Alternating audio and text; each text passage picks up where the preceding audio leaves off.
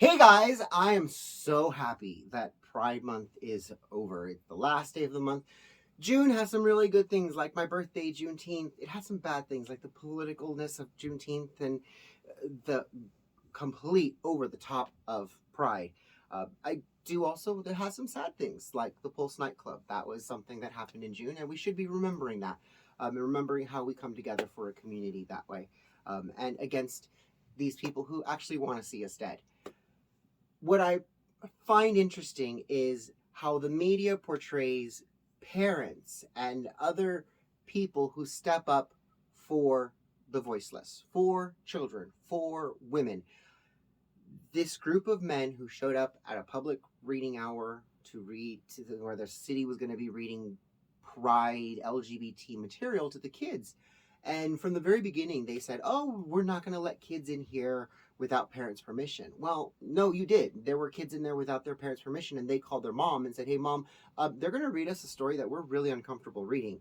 Um, and so we stepped out, and these guys came in to protect us. And so you should probably come here. And she showed up, and she was like, "What?"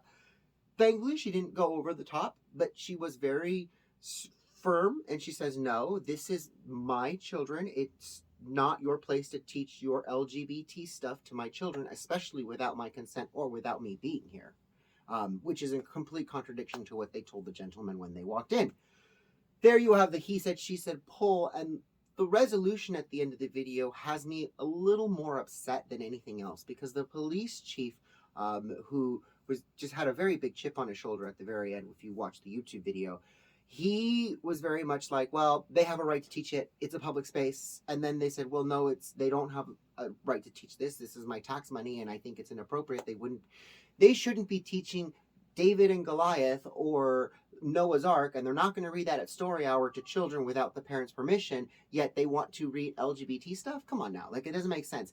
And the police chief immediately went, well, now this is private property. And they came to a standstill, and they ended up leaving. So this is part of what I want to talk about today.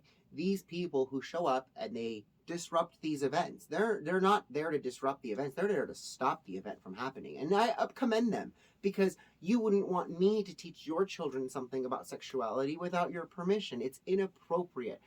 There's this new group called Gays Against Groomers that's growing by leaps and bounds, and I love the work that they're doing.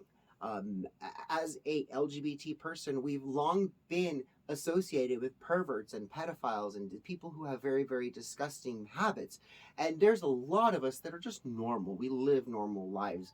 And the media will use people like us to be like, look, you're all like that. When in reality, you go to a pride parade and they're not all like that. They're out there celebrating with their tangas and their cha-chas out.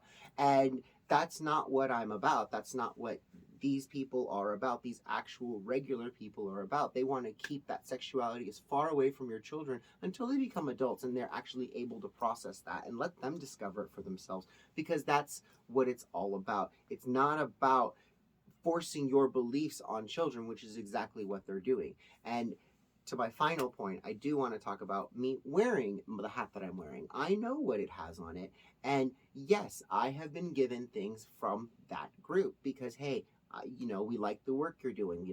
You stand up for kids. You do what's right. So here, this is for you. This is, keep it. That's really cool.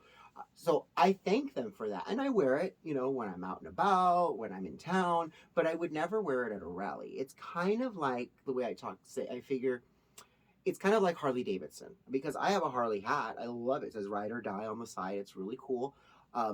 And I have a couple of shirts that have Harley on them, because I like the iconography on them, but I don't own a Harley. That doesn't make me a biker. So just because you wear something doesn't make you something else. And this is very similar to what they're trying to do with the Los Angeles sheriffs, where they'll say, oh, that sheriff, he's got a gang tattoo. He's got an LA on his arm. And it's like, well, okay, maybe these gangs did, a lot of them do that, but maybe it's just LA. Or maybe he was part of a gang. He's like, you know what? I'm no longer part of that gang. I now went straight and narrow, and I'm an officer. But you still have this. So what are you going to do? You're going to force the police officers to remove tattoos that may look gang affiliated because you have some sort of. This is the problem with prejudice. And that's exactly what it's called. It's prejudice. It's prejudging people based on their outward appearances. Just because someone's wearing a Harley hat or has an LA tattoo or has PB on their hat doesn't make them part of that group. It makes them understand that group, maybe talk about that group, maybe start a conversation instead of immediately going and pointing the finger. So I do want to leave you guys with that. And as we roll into the 4th of July, I hope you guys have a great weekend and don't blow your fingers off. All right, I'll talk to you guys soon. Mwah! Bye, guys.